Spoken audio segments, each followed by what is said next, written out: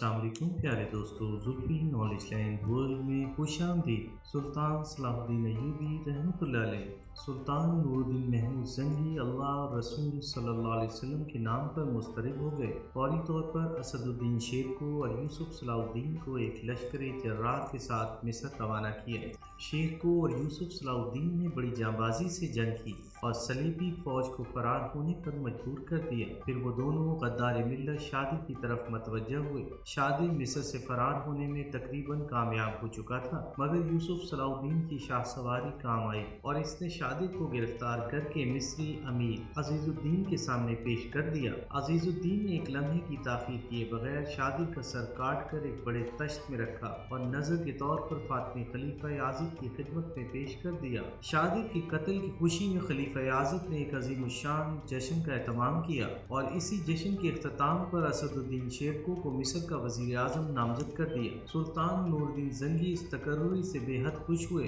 कि इस तरह इनका निहायत मोतबर नुमाइंदा मिस्र में मौजूद रहेगा, मगर असदुद्दीन शेरको को ये वज़ारत उज़्मा रास नहीं आई। 2 महीने बाद ही खन्नाक के आर्ज़े में इनका इंतकाल हो गया। जब असदुद्दीन शेरको के इंतकाल की खबर शाम पहुंची तो कुछ देर के लिए सुल्तान नूरुद्दीन ज़ंगी पर सकूत की सी कैफियत तारी हो गई। फिर अपने सिपह सलार आज़म को याद करके कई दिन तक रोते रहे। बार बार सुल्तान आदिल की ज़बान से एक ही जुमला अदा होता था, अब ऐसे वफादार दोस्त शायद ही नजर आए। वो मेरा बाजुए शमशीर जन था, हक ताला इसकी मग़फ़िरत करे और मुझे सब्र जमील अता फरमाए। असदुद्दीन शेरको की मौत के चंद दिन बाद खलीफा आज़िद ने नौजवान यूसुफ सलाहुद्दीन को मिस्र का नया वज़ीर आज़म नामज़द कर दिया। ये ऐलान सुनते ही शाम और मिस्र के तजर्बाकार उमरा हैरत ज़दा रह गए।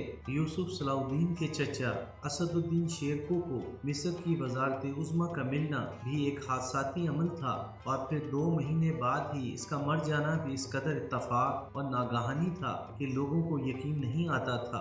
जब यूसुफ सलाहुद्दीन और शामी फौज के अहम ओहदेदार असदुद्दीन शेरको का जनाजा कब्रिस्तान लिए जा रहे थे तो इनमें से हर शख्स अपनी जगह एक बात ही सोच रहा था। कल तक इस शख्स का नाम सुनकर दुश्मन मैदान जंग से फरार हो जाते थे और आज यही मर्द मैदान इस कदर बेदस्तो पा है कि अपनी जगह से हरकत भी नहीं कर सकता और आखिरी आरामगाह तक जाने के लिए भी दूसरों का मोहताज है। अगरचे असदुद्दीन शेरको की मौत खन्नाक के मर्ज में वाक़ई हुई थी, मगर मिस्र के कुछ खास लोग असदुद्दीन शेरको की मौत को गैर तबई समझते थे। इनके ख्याल के मुताबिक मिस्र के नए वज़ीर आज़म को हकीम बारितोन ने कोई ऐसी दवा दे दी थी कि जिसके असर से असदुद्दीन शेरको का दम घुट गया था और वो दारिफानी से कूच कर गए थे। इन लोगों के ख्याल में असदुद्दीन शेरको को रास्ते से हटाना बहुत ज़रूरी था, क्योंकि वो एक मायनाज सिपहसालार ही नहीं सच्चा मुसलमान भी था। फातिमी खलीफा आज़िद ने इंतहाई मजबूरी की हालत में असदुद्दीन शेरको को मिस्र की वज़ारत उज़्मा सौंपी थी ताकि वो अपने वज़ीर शातिर और सलीबियों के इत्तेहाद से मिस्र की हुकूमत को महफूज रख सके। फिर जब यूसुफ सलाहुद्दीन ने शादिर को कत्ल कर दिया और यरूशलेम की फौज वापस चली गई तो खलीफा आज़िद ने अपने शाही हकीम बारितोन से मिलकर असदुद्दीन शेरको का किस्सा इस तरह पाक कर दिया कि किसी को इसकी बदनीयती और साजिश पर कोई शक भी न हो सका। खलीफा आज़िद भी बातनियों के अकायद से ताल्लुक़ रखता था और हकीम बारितोन तो हसन बिन सबा का मोतक़िद खास था, इसलिए बारितोन ने असदुद्दीन शेरको पर एक ऐसी दवा आजमाई जिसने सुल्तान नूरुद्दीन महमूद ज़ंगी के दस्ते-राज़ की सांसों का रिश्ता तोड़ दिया। मिस्र में रहने वाली एक सहीउल अक़ीदा मुसलमानों की जमात का ये भी ख्याल था कि असदुद्दीन शेरको को बारबक ने अपने रूहानी कमालात के जरिए हलाक किया था। मिस्री अवाम बारबक को अपने वक्त का सबसे बड़ा सूफी समझते थे।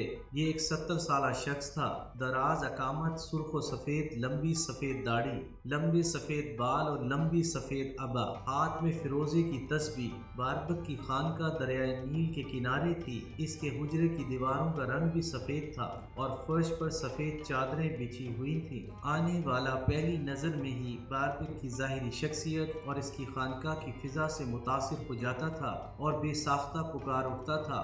صوفی باربک کے یہاں تو نور ہی نور ہے۔ دراصل باربک ایک انتہائی خبیث اور شیطان صفت انسان تھا۔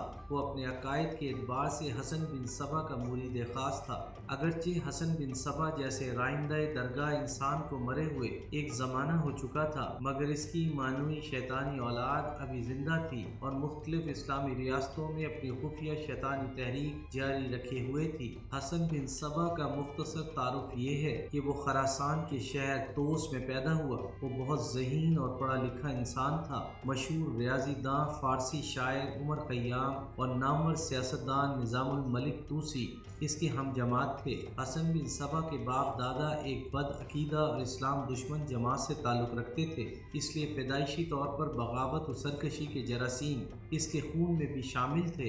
پھر جب حسن بن صبا اعلیٰ تعلیم حاصل کر چکا تو اپنی فطرت کی طرف لوٹ گیا اور شیطان نے اس کے دل و دماغ پر گرفت مضبوط کر لی۔ پھر حسن بن صبا اسلامی دنیا میں فتنہ و فساد پھیلانے کے لیے نکل کھڑا ہوا۔ پہلے اس نے اپنے محسن نظام الملک طوسی کو خباثت نفسی کا نشانہ بنایا۔ اس وقت نظام الملک طوسی سلجوقی بادشاہ کی حکومت میں وزیر اعظم کے عہدے پر فائز تھا۔ حسن بن صبا نے نظام الملک طوسی کو سلطان کی نظروں میں گرانے کی کوشش کی مگر ناکام رہا۔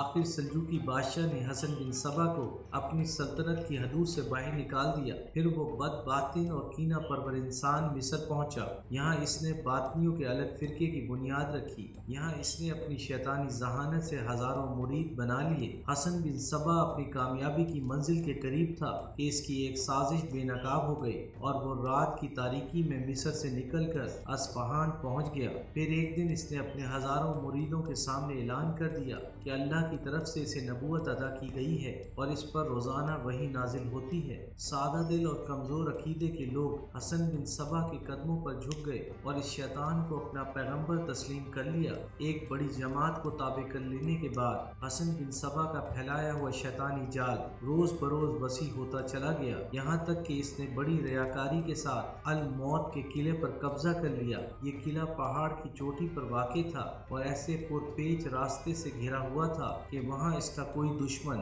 آسانی کے ساتھ نہیں پہنچ سکتا تھا۔ محفوظ ترین جگہ پر قابض ہو جانے کے بعد حسن بن صبا نے عام لوگوں کو گمراہ کرنے کے لیے جنت بنائی۔ وہ ہر قیمت پر سلطان ملک شاہ اور اپنے محسن نظام الملک طوسی کا خاتمہ کر دینا چاہتا تھا تاکہ یہ دونوں بھاری پتھر راستے سے ہٹ جائے اور اس کے شیطانی منصوبے کی تکمیل میں کوئی رکاوٹ باقی نہ رہے۔ یہ جنت ارضی اس منصوبے کی ایک بنیادی کڑی تھی۔ الموت کے قلعے میں حسن بن صبا نے ایک تخت بنوایا تھا جس کے پائے زمرد کے تھے، دونوں دستے نیلم کے اور پچھلا حصہ یاقوت جیسے قیمتی پتھر کا تھا۔ جب رات میں اس تخت پر قندیلوں اور فانوسوں کی روشنی پڑ کر منعکس ہوتی تھی تو دیکھنے والی آنکھوں کے سامنے روشنیوں کا ایک عجیب سا منظر ہوتا تھا۔ اس چکا چوند کا حوالہ دے کر حسن بن صبا اپنے عقیدت مندوں سے مخاطب ہوتا تھا، یوں سمجھ لو کہ خداوند عالم کا نور تم پر سایہ فگن ہے۔ اگر تم میرے احکام پر عمل کرو گے تو یہ نور ہر وقت تمہارے ساتھ ساتھ رہے گا اور تمہیں اپنے گھروں میں بھی نظر آئے گا۔